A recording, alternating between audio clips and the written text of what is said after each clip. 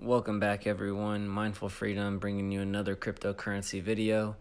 In today's video, we have a EOS article saying Block.ONE steps in to prevent voting cartel among 21 EOS block producers. So there's been some controversy about them having a maybe crypto cartel within EOS. So let's dive into it. The folks behind Block.ONE have vowed to use a cache of 100 million EOS tokens in order to tackle voting cartels emerging within the EOS network. So if you're not sure how the EOS network works, you vote for block producers, I guess. And so that kind of, but it's also, who has the most EOS coins gets the most votes. So, I mean, they could be teaming up here and there behind the scenes to vote people in.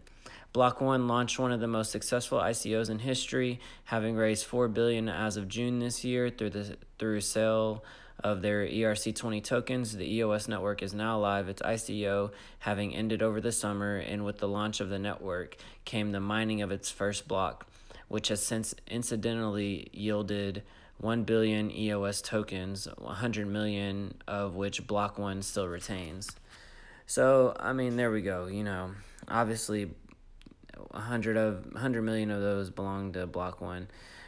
So why are they holding on to these? Well, the company has come out and said it plans to use these tokens, which still make up about 10% of EOS tokens in circulation, to combat voting cartels, which may be emerging in the delegated proof-of-stake governance system. So EOS is a proof of stake. You can stake your coins through a wallet, just a heads up. The EOS network is secured by a consensus algorithm through which block producers are elected by the EOS community. The process is supposed to be democratic and address scaling issues. However, only 21 block producers are elected at any one time, making the risk of anti-competitive practices an inevitable possibility. Sure enough, there has been rumors circulating on WeChat, and unverified document which is alleged to have been leaked by the employee of one of the top 21 block producers tells that a cartel has been formed and the democratic process has been undermined. The document, published in Chinese, says the parties are in communication with one another and have agreed to stake each other for mutual reciprocation. There is also mention of one exchange offering its votes for sale. So, I mean, there you go. Like, there's obviously some under the table stuff going on back there. Doesn't seem fully decentralized as, we were hoping, I guess. Block.ONE CEO Brendan Bulmer recently published a response on the company blog. We are aware of some unverified claims regarding irregular block producer voting and the subsequent denials of those claims. We believe it is important to assure a free and democratic election process within the EOS and may as well deem appropriate vote with other holders to reinforce the integrity of this process. We continue working on our potential involvement with the goal of empowering the intent of greater community through a transparent process that incorporates community feedback. Cartelism is problematic because it removes the element of free competition in the market, which ensures the best product to deliver most efficiently.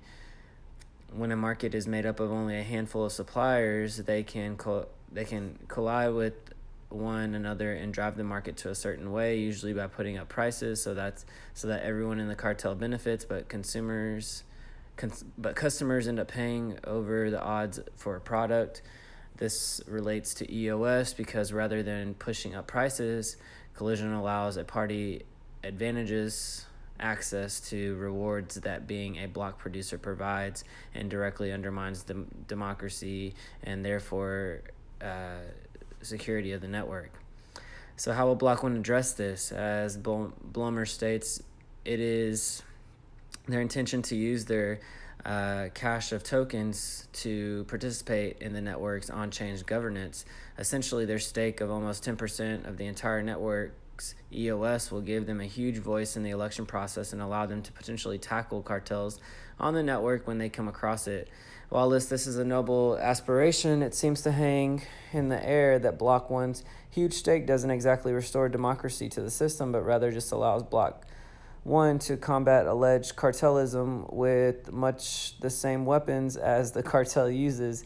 EOS users will have to rely on Block.ONE continuing to act in the interest of the community as a whole and never in self-interest. This is a reminiscent of the beginning dictator from political theory, a nice idea but seldom seen in practice. Indeed, if there was ever a politician who was completely inflatable in history, they are yet to be noticed. So very interesting article. It just goes to show that when it comes to these voting processes, whoever has the most tokens obviously is going to, vote those people in. And, it's just it's an interesting way to make a cryptocurrency based on this. But yeah, I'm going to go ahead and let y'all think this over. Y'all tell me what y'all think in the comments down below. Go ahead and like, comment, and subscribe.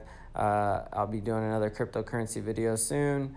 Tell me some cryptocurrencies that you're interested in and that you would like to see articles on. I appreciate all y'all's feedback, and don't forget to hodl strong and live long.